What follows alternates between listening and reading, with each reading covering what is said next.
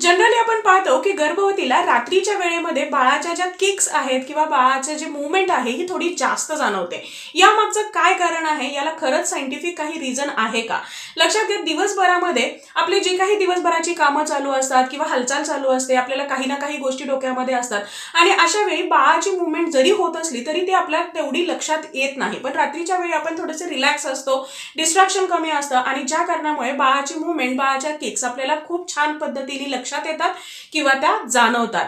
त्यानंतरची दुसरी गोष्ट ही असू शकते की जेव्हा तुम्ही दिवसभर कामामध्ये असता, इकडे तिकडे फिरत असता, हलत असता, तर त्यावेळी पोटामध्ये जे बाळ आहे त्याला एक प्रकारे रॉकिंग पोझिशन मिळते किंवा झोपाळ्यामध्ये हलवल्यासारखं वाटतं आणि ज्या कारणामुळे तो थोडासा झोपी जाईल किंवा त्याची जी मुवमेंट आहे ही थोडीशी कमी होते आणि त्या कारणामुळे तुम्हाला दिवसा ही जी मुवमेंट आहे ही जास्त जाणवत नाही. या व्यतिरिक्त बाळाचे जे स्लिपिंग पॅटर्न आहे हा सुद्धा वेगळा असू शकतो. म्हणजे दिवसा बाळ जर झोपत असेल आणि रात्री जागत असेल तर त्यावेळी सुद्धा रात्रीच्या वेळी तुम्हाला किक्स थोडेसे जास्त जाणवतात.